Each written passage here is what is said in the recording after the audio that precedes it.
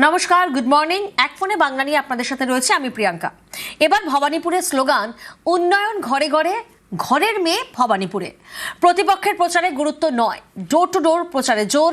রণকৌশল বৈঠকের সিদ্ধান্ত তৃণমূলের।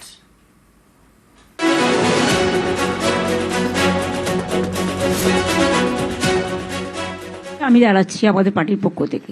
আমার মানুষের প্রতি বিশ্বাস আছে। আমি 365 দিন কাজ করি।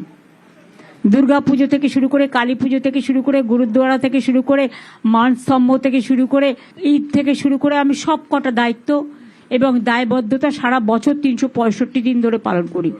আমার কাছে এটা একদিনের লড়াই নয়, 365 দিন মানুষের সাথে থাকি। মুখ্যমন্ত্রীর কেন্দ্র ভবানীপুর। ভবানীপুরে নিজের অফিসে বৃহস্পতিবার রণকৌশল বৈঠক সারলেন তৃণমূলের রাজ্য সভাপতি Subrata Bakshi.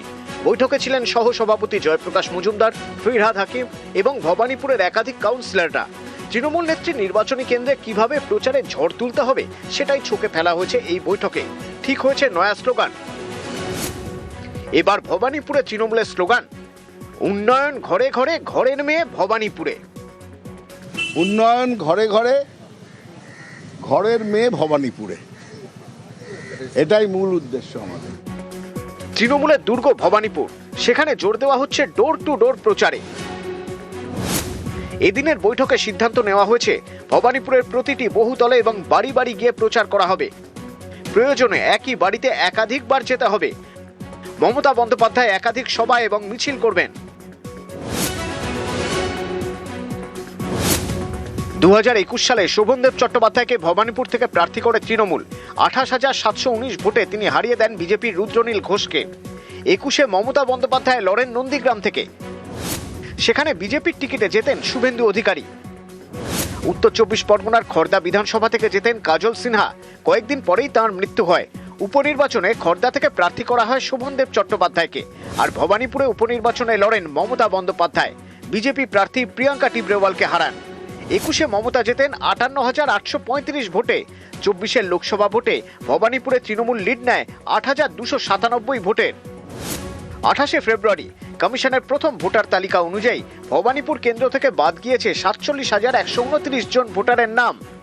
In my constituency, I told you 60,000. Instead of that, I will win from Bhavanipur. Even there is a one vote. মুখ্যমন্ত্রীর কেন্দ্র, প্রতিপক্ষ বিরোধী দলনেতা, একে গুরুত্ব দিচ্ছে না তৃণমূল। তাদের টার্গেট ভবানীপুরে জয়ের মার্জিন 21-এর থেকেও বাড়ানো। গোটা রাজ্যের যিনি মুখ্যমন্ত্রী তিনি ভবানীপুরের ঘরের মেয়ে। আর এই ঘরের মেয়ে স্লোগানকে সামনে রেখেই বিধানসভা নির্বাচনের 2026-এ ভবানীপুর কেন্দ্রিক প্রচারে জোর দিতে চাইছে হচ্ছে তৃণমূল কংগ্রেস। একই সঙ্গে বুঝিয়ে দেওয়ার প্রচেষ্টা 2021-এর উপনির্বাচনে যে ব্যবধান বিরোধী প্রার্থীর সঙ্গে তৃণমূল কংগ্রেসের মমতা বন্দ্যোপাধ্যায় করেছিলেন, সেই 58,000 ভোটের ব্যবধানকে ছাপিয়ে গিয়ে যেন 60,000-এর বেশি ভোট তৃণমূল কংগ্রেস পেতে পারে। সেই রণকৌশল নিয়েই তৃণমূল কংগ্রেস আগামী দিনে ভবানীপুর জুড়ে প্রচার করার সিদ্ধান্ত নিল। ক্যামেরা রাজীব সিংয়ের সাথে আবির ঘোষাল, নিউজ 18 বাংলা, কলকাতা। ভবানীপুরে বিজেপি প্রার্থী শুভেন্দু অধিকারী বৃহস্পতিবার থেকে শুরু করে দিলেন প্রচার। প্রথম দিনেই সুর সপ্তমে।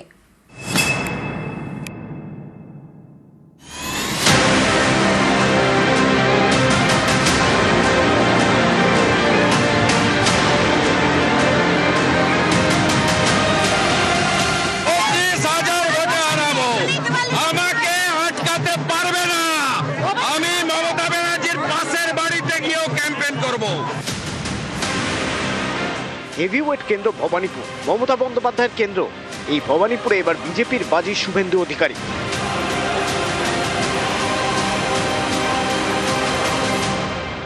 বৃহস্পতিবার থেকে শুরু করে দিলেন প্রচার। ভবানীপুর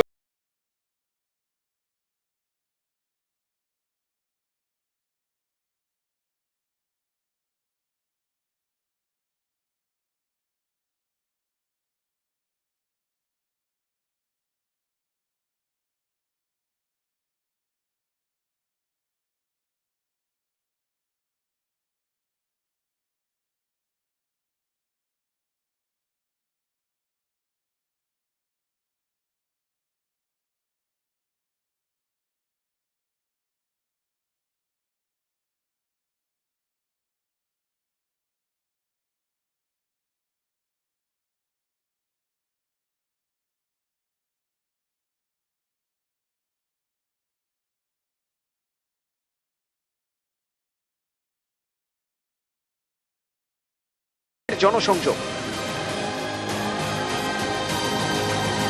যারা দেশের প্রধানমন্ত্রীকে বহিরাগত বলে তারা শুভেন্দু অধিকারীকে বহিরাগত বলবে, এটা স্বাভাবিক।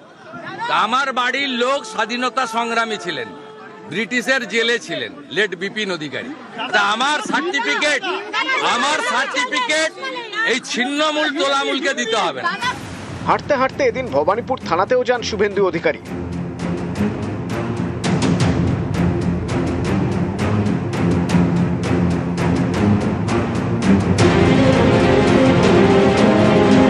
না, পুলিশকে মিসইউজ করবেন না, বলে গেলাম আমি, আমার কাছে রেকর্ড আছে।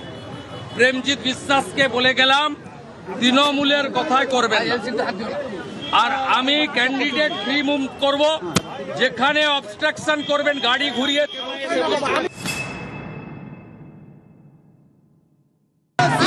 25,000 ভোটে হারাবো, আমাকে আটকাতে পারবে না।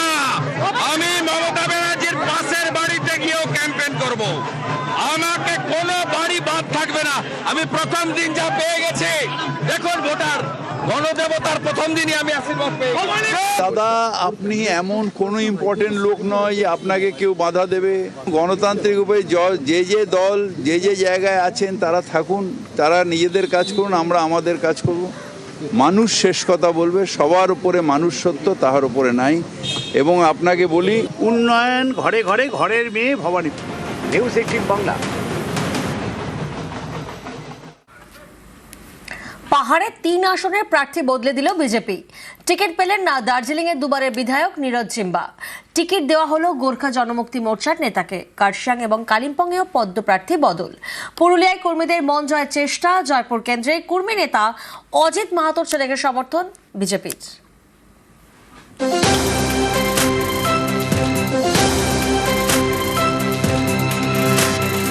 পাহাড়ে 3টি বিধানসভা আসন, দার্জিলিং, কার্শিয়াং ও কালিম্পং।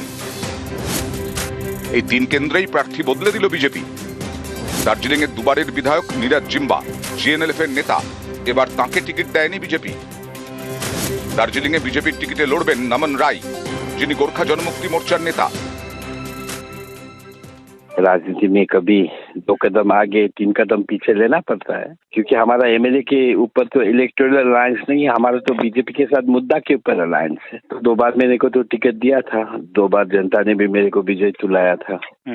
तो ठीक है, इस बार नहीं दिया है तो दूसरे कोई और को दिया है। हाँ, गठबंधन जरूर रहेगा। 2021-এ কার্শিয়াংয়ে জেতেন বিজেপির বিষ্ণু প্রসাদ শর্মা। গত ফেব্রুয়ারিতে তিনি বিজেপি ছেড়ে তৃণমূলে যোগ দেন। এবার কার্শিয়াংয়ে বিজেপি টিকিট দিয়েছে সোনাম লামাকে। কালিম্পংয়ে বিজেপি প্রার্থী করেছে ভরত ছেত্রীকে, যিনি ভারতীয় হকি দলের প্রাক্তন অধিনায়ক। পুরুলিয়ার জয়পুর থেকে বিজেপি সমর্থিত প্রার্থী বিশ্বজিৎ মাহাতো।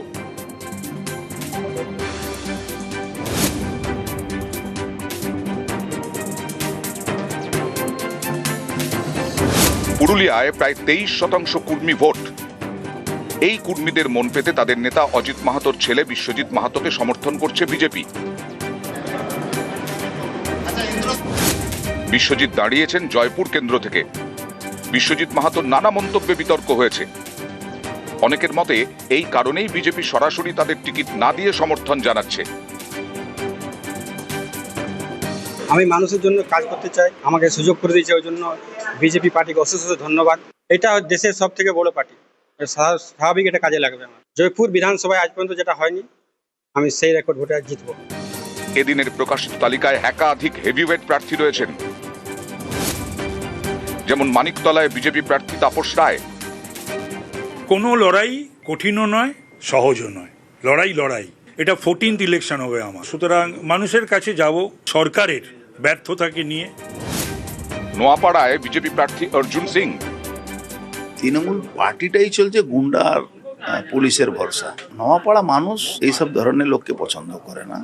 200% কনফিডেন্স ও লড়াইতে যে নেই, ও লড়াইতে মানে থাকার যোগ্যও নেই।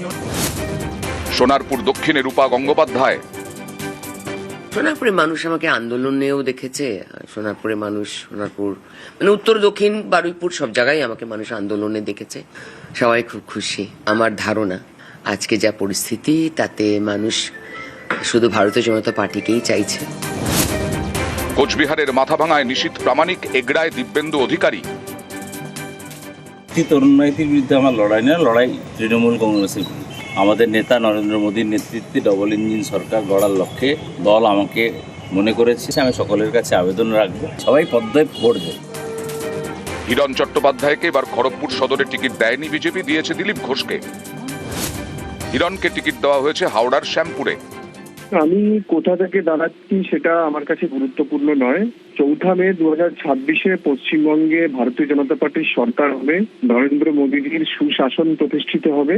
সেইটা আমাদের সবার লড়াই, সেটাই আমাদের সবার বড় চ্যালেঞ্জ। যাদবপুরে বিজেপির প্রার্থী টেলিভিশনের অভিনেতা সর্বরী মুখোপাধ্যায়। নিউজ 18 বাংলা।